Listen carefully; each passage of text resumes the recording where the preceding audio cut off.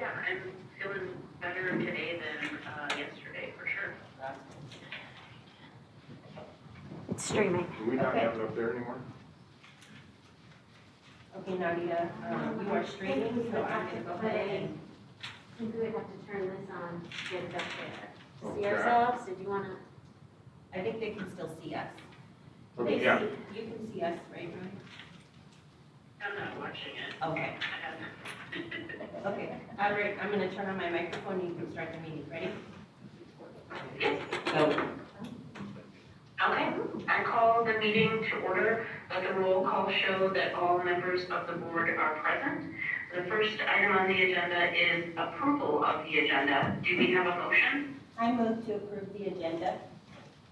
I, Jill, second.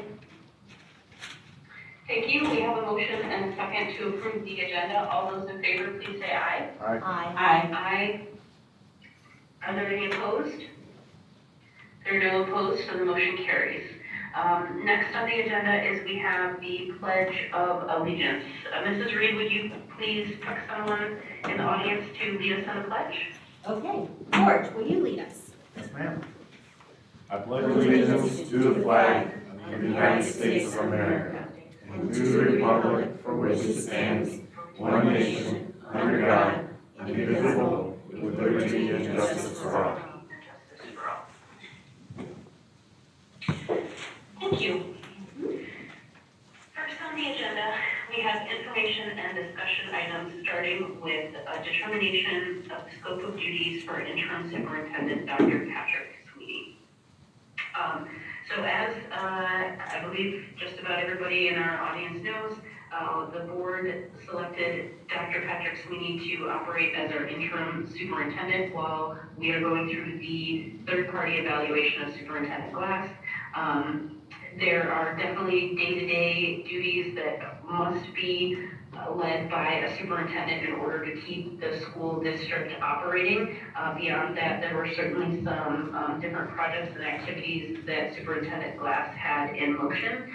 So this discussion will be to help define for Superintendent Sweeney what we as the board see as priorities for him. This isn't intended to be an exhaustive and super detailed discussion, so there will certainly be other things that crop up during the time that Dr. Sweeney is here that he will be tasked with doing, but this is just to help provide him at the outset some of the expectations and help prioritize from the board for Dr. Sweeney what we feel is necessary to be done in the district right now. So with that kind of preface, I really want to open it up to members of the board to share some of their opinions on what needed priorities are at this time. I'll start. When I met with Dr. Sweeney yesterday, a couple of things that I brought to his attention, he was not given any directive, but some things that I told him were a concern for me. One, obviously, was McDowell Mountain and monitoring the situation there, which, you know, he and Chris decided today to go virtual for today and tomorrow. So he was already on top of that. But I want that situation kind of still monitored. But special ed, we really have to bring our special ed program back into compliance, making sure that all IEPs are written, that the 504s are being followed, that our special ed teachers are making sure that they're teaching the standards, but also implementing life skills and things of that nature that we used to do. So I would really like the special ed department looked at. I agree. And then the other thing I mentioned to him was just the morale of the district, that, you know, I would like to see some team building and just working with our staff on making those reconnections. All good things. Thank you, Mrs. Reed. I'll second the special education, looking at dates, to make sure we're in compliance at all three of the schools.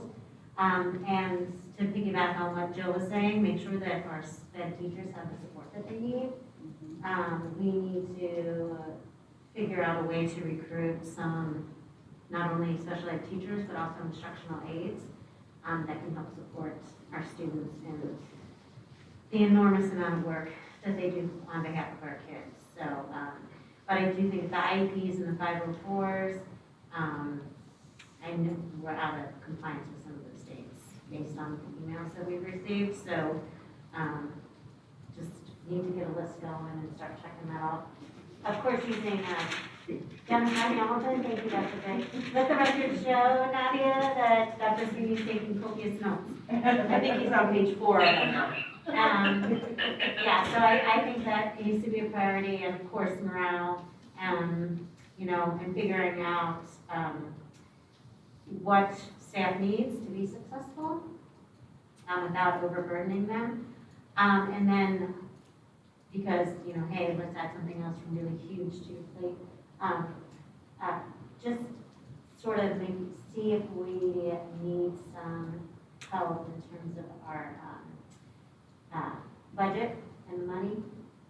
I mean, Catherine presents us information each and every time, but want to make sure that, for example, the athletic director knows how much money she has to start making things. So even just setting up meetings, you just delegating some of those meetings would be helpful. Also on that, with the legislature meeting right now, there is a bill on the table that the legislature is not addressing, that may cut our budget that we were not aware of. And I think that's within the next 30 days. I can find more information on it, but I don't have the HB number right now. So maybe just make yourself aware of what the legislature is discussing regarding some money that was promised that maybe now is not promised.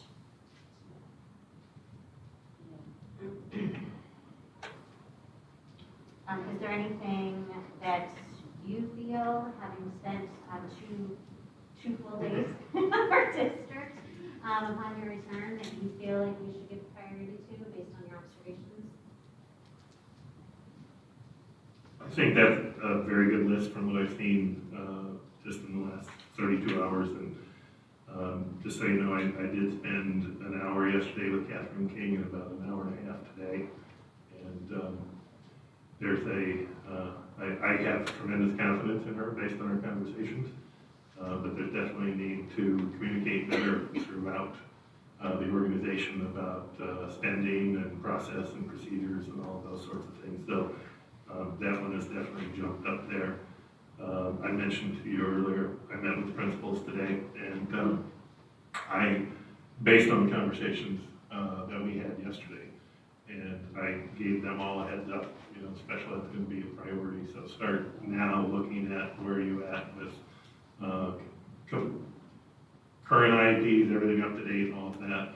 So that bug has been put out there, but I've been giving some thought to how we can organize at the district level and bring the buildings in and kind of put a little task force together to really address this in a comprehensive sort of way. So, you know, those are ones. It's not like maybe we need to get around and do this, we need to get that done. So we'll get cracking on that right away. And then obviously, the morale has always been a very important thing to me. I shared with principals today. I think if you don't have a positive school climate and good kids are happy to be there, staff is happy to be there, you're kind of beating your head against the wall and trying to see achievement gains if those things aren't there. So we'll be, I'm going to set up camp at the middle school on Monday, the McDowell Mountain on Tuesday, and the high school on Wednesday. And Kristen will be sending out a message to all the teachers and staff. Come in during your prep period or break time or something, and it can be as informal as just meet and greet and talk, or if you have any concerns, they can share them with me at that time. But, you know, I think with the principals, I tried to reduce anxiety that obviously can get induced in something like this. And so I think that will have a similar effect with staff. So I feel pretty good about that. But there's plenty to do, and the other thing that hasn't been mentioned here, but I've given a great deal of thought to in the last 48 hours is meet and confer.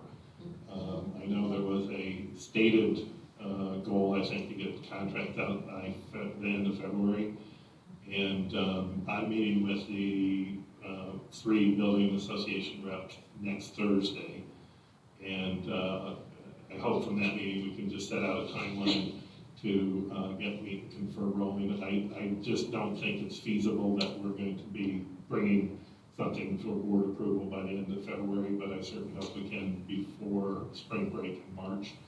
And that's in everyone's interest to get those contracts out as soon as you can, so you know who's going to be back and who need to be replaced. But we're starting to plan that process to get together, and Catherine is going to get to work on projected enrollment numbers and budget, so we have all that going into that. But that would be another one that I think is very important that we get moving substantially in that. So no surprises here from what you shared with me, and anything else, happy to take a look at as well. So.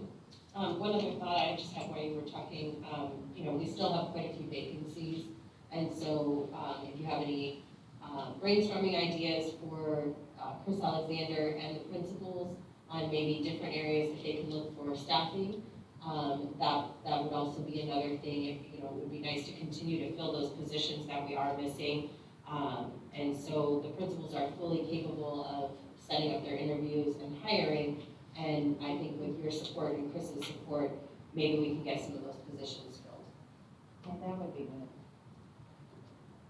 And I really think, though, with special education, we really have to work on those IEPs and 504s. I think that's very important because there's been families and stuff that have talked about that, and that they're not doing the 504s and not doing IEPs, but we have to make sure that that's done. Absolutely. That is a definite priority that we're cracking on tomorrow. All right. We won't settle it tomorrow, but we'll get going on it. Dana, do you have anything? Well, all of the above, but I think in the longer term, we have to get back into the community again in the right way. So, That's true, too.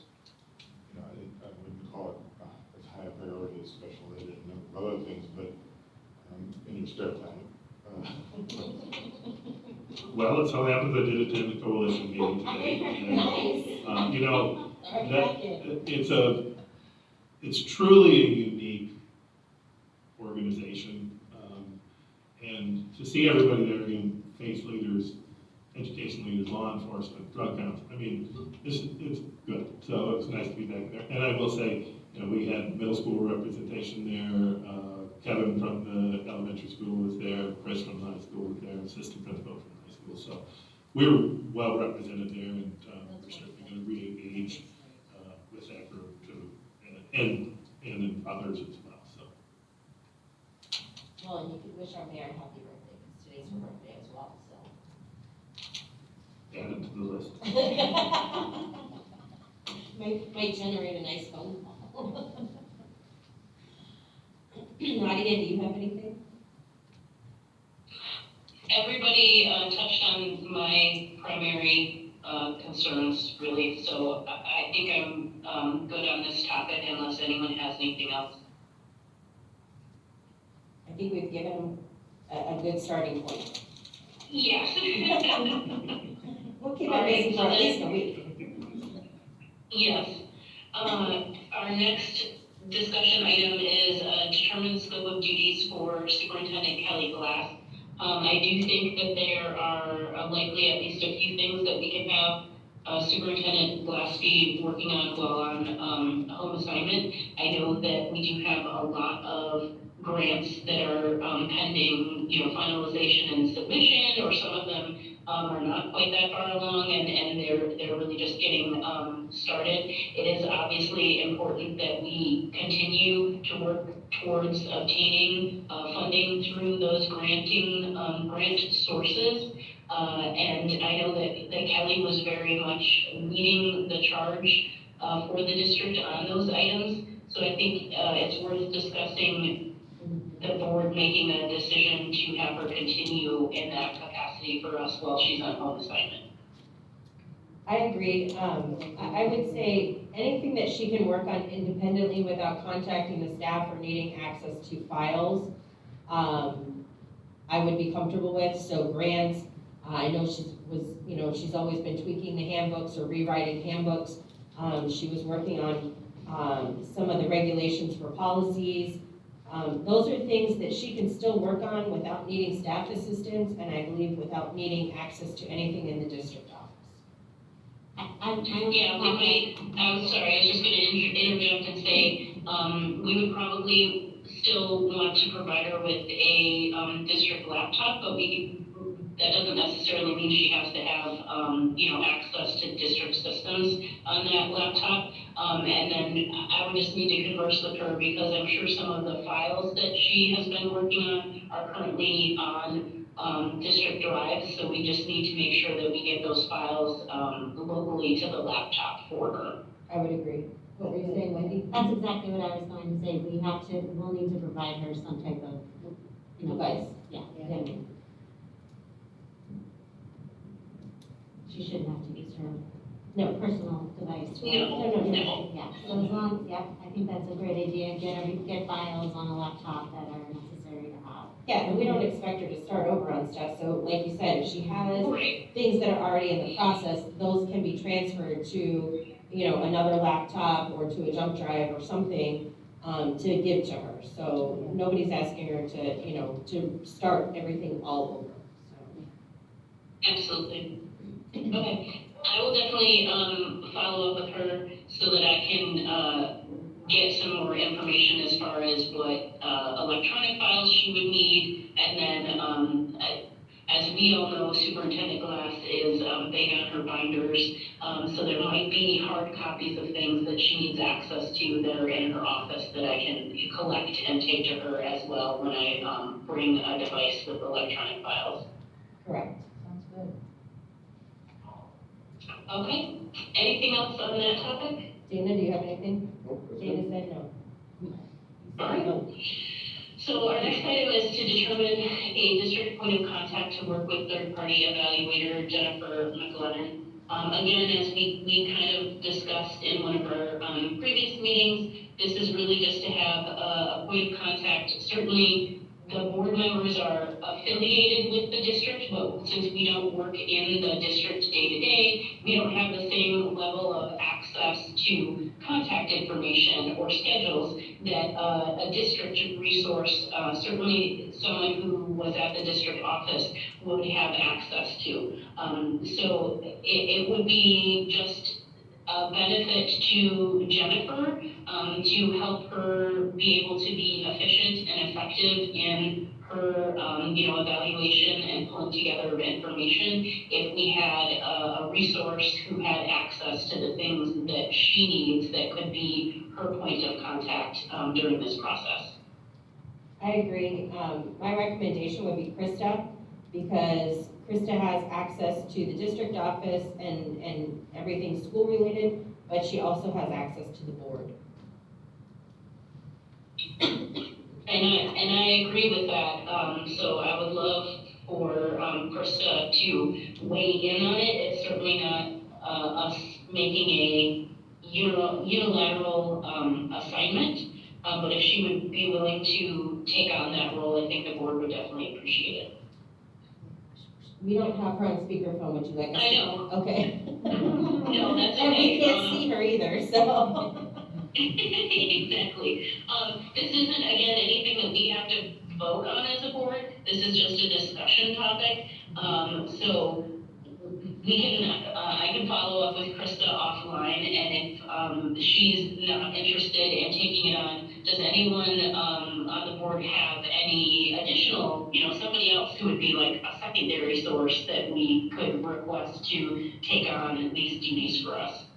I would say Chris Alexander probably has the most amount of knowledge of the district after Krista. Okay.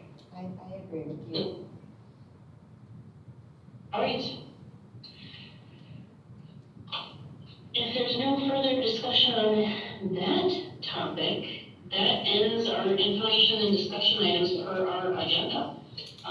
Future action, if you would like to see an item on a future board agenda, please reach out to Krista. Dates of upcoming meetings, we do have a regularly scheduled work study session at 5 p.m. next week on Wednesday. And then we have Wednesday, February 9th, our next regular business meeting at 6:30 p.m. in the Learning Center. And with that, I move that we adjourn. Second? We have a motion and a second. All those in favor, please say aye. Aye. Any opposed? Motion passes. Thank you everyone for your time. Thanks, Nadia. Thank you.